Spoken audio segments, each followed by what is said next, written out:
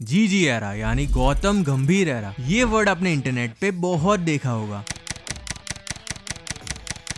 जब गौतम गंभीर Indian team के हेड कोच बने तो उनके और इंडियन टीम के इस टाइम को ये नाम दिया गया था। जीजी एरा के स्टार्ट होते ही सबको लग रहा था कि इंडियन टीम उनके अंडर कुछ स्पेशल परफॉर्म करेगी, और हाँ, परफॉर्मेंस स्पेशल तो था। जीजी एरा में इंडियन टीम T20 में तो काफी अच्छा परफॉर्म कर रही है, बट टेस्ट में ये कहानी बदल जाती है। जहाँ Indian team overseas test matches में डोमिनेट कर रही थी, वहाँ आज हम अपने घर पर एक टेस्ट मैच जीतने के लिए भी स्ट्रगल कर रहे हैं। 2012 से 2024 तक हम घर पर एक भी टेस्ट सीरीज नहीं रहे थे, बट जीजी एरा के स्टार्ट होते ही हम न्यूजीलैंड के सामने 12 साल बाद होम टेस्ट सीरीज हार जाते हैं, वो भी व्हाइट वॉश होकर। बॉर्डर गावस्कर ट्रॉफी जो हम पिछले 10 सालों से जीत रहे थे, वो भी हम 1-3 से हार जाते हैं। इतना काफी नहीं था तो हम साउथ अफ्रीका से भी 26 साल बाद home test series white wash होकर हार जाते हैं। इसके अलावा 53 साल बाद इंडिया 6 होम टेस्ट मैचेस में से 4 मैच हार जाती है। ये सब वही अनवांटेड रिकॉर्ड्स है जो जीजी एरा में हमने अपने नाम किए हैं। रवि शास्त्री ने तो ये तक कहा, coaches who can't win matches at home should return to Ranji Trophy or domestic cricket and prove themselves before they can be included in future plans। इन सब के बीच Rohit Sharma and Virat Kohli test cricket से रिटायरमेंट ले लेते हैं। रिटायरमेंट ले लेते हैं या फिर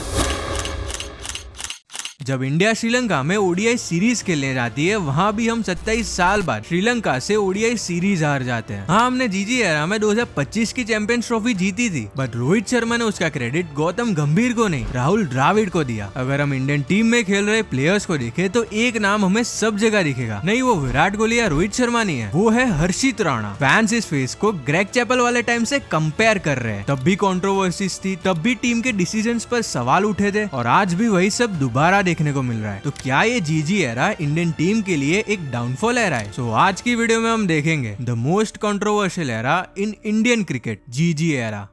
2018 में गौतम गंभीर ने इंटरनेशनल क्रिकेट से रिटायरमेंट लिया था। उसके बाद उन्होंने 2022 और 2023 के आईपीएल में लखनऊ सुपर जायंट्स को मेंटोर करा था, एंड 2024 के आईपीएल में गंभीर केकेआर को एज मेंटोर ज्वाइन करते हैं। ये वही पॉइंट था जहां से ये सारी चीजें शुरू होती है। सब एक्सपेक्ट कर रहे थे कि जैसे गंभीर ने 2012 और 2014 में केकेआर को चैंपियन बनाया था, वैसे ही वो केकेआर को 2024 में एक और बार ट्रॉफी जितवाएंगे, और वैसा ही हुआ। 16 मैचेस में से 11 मैचेस जीतकर केकेआर एसआरएच को 2024 के फाइनल में 8 विकेट से हरा देती है। आईपीएल के बाद जून में T20 वर्ल्ड कप आने वाला था, एंड वो टूर्नामेंट के बाद राहुल द्रविड़ का कोचिंग टेन्योर भी खत्म होने वाला था। इसी वजह से बीसीसीआई ने नए हेड कोच के लिए एप्लीकेशंस ओपन करी थी। बीसीसीआई प्रीफर कर रहा था कि नेक्स्ट हेड कोच भी कोई इंडियन ही हो, और तब वीवीएस लक्ष्मण एंड गौतम गंभीर का नाम आता है। वीवीएस लक्ष्मण ने तो इस रोल के लिए कोई इंटरेस्ट नहीं दिखाया, बट गौतम गंभीर इंटरेस्टेड थे, एंड बीसीसीआई को भी उनसे कोई प्रॉब्लम नहीं थी। एस केकेआर ने उनकी मेंटोरशिप में 2024 का आईपीएल जीता था। बट यहाँ पर लोग एक चीज भूल रहे हैं कि टीम के कैप्टन श्रेयस अय्यर थे, गौतम गंभीर नहीं। तो फिर लोग गौतम गंभीर को सारा क्रेडिट क्यों दे रहे थे? इन सब के बीच इंडिया 2024 का T20 वर्ल्ड कप जीत जाती है। टूर्नामेंट के बाद Rohit Sharma, Virat Kohli and Ravindra Jadeja T20 international से रिटायरमेंट ले लेते हैं, एंड राहुल द्रविड़ भी हेड कोच की पोजीशन से ऑफिशियली रिजाइन कर देते हैं। एंड इसके बाद 9 जुलाई 2024 को बीसीसीआई गौतम गंभीर को इंडियन टीम का हेड कोच बनाती है, बट बीसीसीआई के अगेंस्ट जाके वो अभिषेक नायर को बैटिंग कोच, रायन टेंडुलकर को fielding coach and Morne Morkel को बॉलिंग कोच बना देते हैं। अगर हम गंभीर के रिलेशंस इंडियन टीम के करंट प्लेयर्स के साथ देखें तो वो भी कुछ हद तक गंभीर ही रहे हैं। स्पेशली उनके और विराट कोहली के बीच तो 36 का आंकड़ा था, बट जब उनकी पिक्चर्स इंटरनेट पर आती है तो सब लोग शॉक हो जाते हैं। गंभीर एंड विराट की फोटो तो literally one of the best थी। सबको लग रहा था कि अब इंडियन टीम गौतम गंभीर के आने से और भी अच्छा खेलेगी, बट उनको कहाँ पता था कि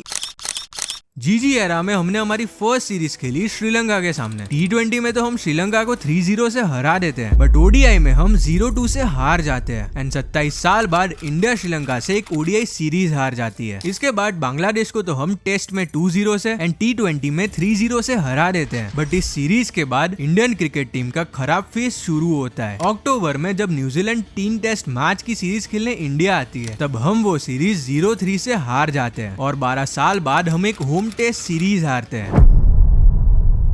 फर्स्ट टेस्ट में तो हम 46 रन्स पर ऑल आउट हो जाते हैं एंड थर्ड टेस्ट में हम 147 रन्स भी चेज नहीं कर पाते हैं। इस हार के लिए हम लोग सपोर्ट स्टाफ को ब्लेम नहीं कर सकते बिकॉज उन्होंने इंडियन टीम को इस सीरीज के कुछ टाइम पहले ही ज्वाइन किया था। इस सीरीज को हारने का एक रीजन हो सकता है कि हम व्हाइट बॉल क्रिकेट में कुछ सालों से सिर्फ अटैकिंग क्रिकेट खेल रहे हैं एंड शायद वही चीज हम रेड बॉल क्रिकेट में भी कंटिन्यू कर रहे हैं, जिसकी वजह से हमारे प्लेयर्स इस सीरीज में लॉन्ग इनिंग्स खेल ही नहीं पा रहे थे। खैर इस सीरीज के बाद हम ऑस्ट्रेलिया जाते हैं बॉर्डर गावस्कर ट्रॉफी खेलने। फर्स्ट मैच तो हम इजीली 295 रन से जीत जाते हैं, जिसमें विराट कोहली अपनी लास्ट टेस्ट सेंचुरी भी बनाते हैं। बट दिक्कत शुरू होती है सेकंड मैच से, जिसमें senior players like Virat Kohli and Rohit Sharma runs बनाने में स्ट्रगल कर रहे थे। हाँ, हमारे यंग प्लेयर्स डिसेंट परफॉर्म कर रहे थे बट वो इस सीरीज को जीतने के लिए काफी नहीं था। रिजल्ट, हम बॉर्डर गावस्कर ट्रॉफी 10 साल बाद 1-3 से हार जाते हैं। इस सीरीज में बहुत से डिसीजंस ऐसे थे जो काफी शॉकिंग थे, लाइक सीरीज के बाद Abhishek Nayar and fielding coach Dilip को सैक कर देना। फर्स्ट मैच में जडेजा एंड अश्विन की जगह वॉशिंगटन सुंदर को खिलाना and surprisingly third test match के बाद अश्विन का टेस्ट क्रिकेट से रिटायरमेंट ले लेना। ये सब क्लियरली दिखा रहा था कि इंडियन टीम में कुछ तो गड़बड़ चल रही है। टीम के खराब परफॉर्मेंस के लिए रोहित शर्मा को ब्लेम किया गया था एंड इसी वजह से वो लास्ट मैच में खुद को बेंच भी कर लेते हैं। स्टिल हम वो मैच हार जाते हैं। जब कैप्टन खेल ही नहीं रहा और हम फिर भी मैचेस हार रहे तो अब blame coach and support staff पर जाना चाहिए। बट लिटरली उस टाइम पर कोई इसके बारे में बात तक नहीं कर रहा था। सब लोग बस रोहित को ट्रोल कर रहे थे और उनको विराट से कंपेयर कर रहे थे, जबकि कोचिंग स्टाफ भी इस हार के लिए इक्वली रिस्पॉन्सिबल है एंड यही से रोहित शर्मा एंड विराट कोहली के रिटायरमेंट के रूमर्स शुरू हो जाते हैं। खैर इसके बारे में हम आगे बात करेंगे। इसके बाद जब इंग्लैंड इंडिया टूर पर आई 3 ओडीआई मैच की सीरीज खेलने, तब इंडिया उनको इजीली 3-0 से हरा देती है एंड ये फर्स्ट ओडीआई सीरीज बन जाती है जो हम जीजी एरा में जीते थे। 2025 की चैंपियन ट्रॉफी गंभीर के लिए एज कोच बहुत इंपॉर्टेंट थी बिकॉज ये एक आईसीसी टूर्नामेंट था और इंडिया ने पूरे टूर्नामेंट में सभी टीम्स को डोमिनेट करते हुए बिना एक भी मैच हारे 2025 की चैंपियन ट्रॉफी जीत ली थी। फैंस भी काफी खुश थे बिकॉज गौतम गंभीर ने एज हेड कोच अपना फर्स्ट आईसीसी टूर्नामेंट ही जीत लिया था। बट इसके बाद वो होता है जो कोई भी एक्सपेक्ट नहीं कर रहा था। 7th में 2025 को रोहित शर्मा एंड 12th में 2025 को विराट कोहली टेस्ट क्रिकेट से रिटायरमेंट ले लेते हैं। अब ये बात शॉकिंग इसलिए है क्योंकि दिल्ली के रणजी कोच सारनदीप सिंह ने विराट के टेस्ट रिटायरमेंट के बाद बोला कि वो इंग्लैंड में रन्स मारना चाहते थे लाइक ही डिड इन 2018।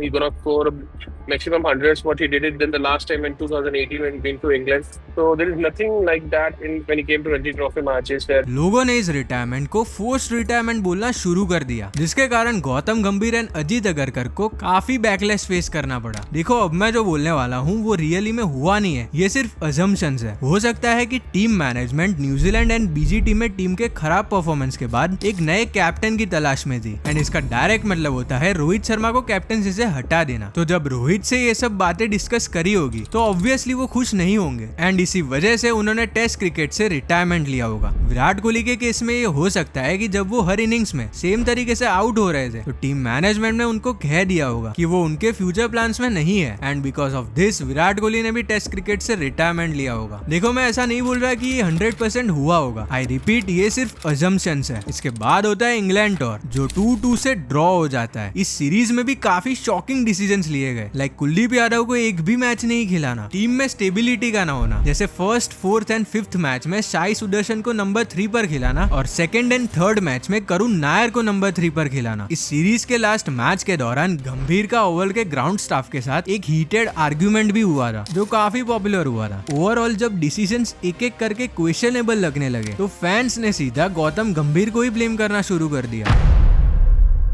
इसके बाद आता है 2025 का एशिया कप जो T20 फॉर्मेट में था एंड इस टूर्नामेंट में इंडिया ने अपना डोमिनेशन दिखाया। पाकिस्तान को तो हमने 3 बार बहुत बुरी तरह हराया था। फाइनल मैच तो हमने जीत लिया था, बस उसकी ट्रॉफी हमको अब तक नहीं मिली है एंड ये बात तो कहनी पड़ेगी कि जीजी एरा में हमारी टीम ने T20 में तो काफी अच्छा परफॉर्म करा है। एशिया कप के बाद वेस्ट इंडीज जब इंडिया आई 2 टेस्ट मैच की सीरीज खेलने, तब हम वो सीरीज 2-0 से जीत जाते हैं एंड इसके बाद इंडिया ऑस्ट्रेलिया जाती है 3 ODI and 5 T20 match match की सीरीज खेलने। ये सीरीज इसलिए इंपॉर्टेंट थी because Rohit and Virat champions trophy के बाद इंटरनेशनल क्रिकेट में वापसी कर रहे थे। पहले दोनों मैचेस तो हम हार गए थे और अब हमें सिर्फ व्हाइट वॉश से बचना था। तो थर्ड टेस्ट मैच में रोहित 121 एंड विराट 74 रन बनाते हैं, जिसके कारण हम वो मैच 9 विकेट से जीत जाते हैं। बट हम ओडीआई सीरीज 1-2 से हार जाते हैं। तीसरे ओडीआई के बाद सिलेक्शन कमेटी पर एक सवाल उठता है कि मोहम्मद शमी को इस टूर में इंक्लूड क्यों नहीं किया गया और हर्षित राणा को हर मैच में क्यों खिलाया गया। हाँ, मैं मानता हूँ कि हर्षित ने थर्ड ओडीआई में काफी अच्छा परफॉर्म किया, बट जब हमारे सिलेक्टर साहब को ये सवाल पूछा गया तो वो कहते हैं कि मोहम्मद शमी फिट नहीं है। भाई, अगर वो फिट नहीं होते तो वो रणजी ट्रॉफी क्यों खेलते? इस डिसीजन की वजह से सबको लग रहा था कि गौतम गंभीर इंडियन टीम में फेवरेटिज्म को प्रमोट कर रहे हैं। इसके बाद T20 सीरीज इंडिया 2-1 से जीत जाती है, बट इस सीरीज में एक डिसीजन ऐसा था जिसने हम सबको शॉक कर दिया था। लाइक हर्षित राणा को अर्शदीप सिंह की जगह खिलाना। अर्शदीप एक एक्सपीरियंस T20 बॉलर है, पर उसके बावजूद हर्षित को प्रेफरेंस मिलती रही, जिससे सिलेक्शन प्रोसेस पर काफी सवाल खड़े हुए। हाल ही में हम साउथ अफ्रीका के खिलाफ टेस्ट सीरीज हार जाते हैं और हम 1999 के बाद पहली बार साउथ अफ्रीका से घर पर टेस्ट सीरीज हारे हैं। ये क्लियरली दिखाता है कि गौतम गंभीर के टेन्योर में हम टेस्ट क्रिकेट में स्ट्रगल कर रहे हैं, वो भी होम कंडीशंस में। मैचेस हारने के बाद कैप्टन को ब्लेम किया जाता है एंड जीतने के लिए भी कैप्टन को ही क्रेडिट दिया जाता है। बट जब भी इंडियन टीम जीतती है तब सडनली गंभीर आगे आ जाते हैं एंड जब टीम हारती है तब कैप्टन को ब्लेम किया जाता है। ऐसा सिर्फ एक ही चीज की वजह से हो सकता है, PR। बिकॉज जब रवि शास्त्री या राहुल द्रविड़ हेड कोच बने थे तब तो हमने इतनी हाइप नहीं देखी थी। अगर हम इंडियन टीम का GG एरा में ODI और T20 में परफॉर्मेंस देखे तो वो काफी मिक्स्ड लगता है। T20 में तो हम काफी अच्छा परफॉर्म कर रहे हैं, बस सिर्फ एक दिक्कत है, हमारी प्लेइंग 11 अभी भी फिक्स्ड नहीं है एंड आई होप कि वो 2026 के T20 वर्ल्ड कप से पहले हो जाए। ODI में हम मिक्स्ड परफॉर्मेंस दे रहे हैं। लाइक घर पर तो हम एक भी ODI सीरीज नहीं आ रहे हैं, बट ओवरसीज कंडीशंस में हम कुछ खास परफॉर्म नहीं कर पाए। इसके पीछे मल्टीपल रीजंस हो सकते हैं, लाइक जसप्रीत बुमराह एंड मोहम्मद शमी का ना होना। लाइक जसप्रीत बुमराह तो 2023 वर्ल्ड कप के फाइनल के बाद एक भी ODI मैच नहीं खेले हैं। एक और रीजन हमारा मिडिल ऑर्डर भी हो सकता है और ये प्रॉब्लम कोई नई नहीं है। मिडिल ऑर्डर की इंस्टेबिलिटी सालों से इंडियन टीम को सताती आ रही है। एनीवेज, जब ये वीडियो आएगा तब साउथ अफ्रीका के खिलाफ हमारी ODI सीरीज शुरू हो गई होगी और ऑनेस्टली इंडिया का ये सीरीज जीतना बहुत जरूरी है, बिकॉज आज के टाइम में वैसे भी ODI क्रिकेट बहुत कम खेला जाता है और अगर हम घर पर भी ODI सीरीज हारने लगे तो 2027 का वर्ल्ड कप सिर्फ एक सपना बनकर रह जाएगा।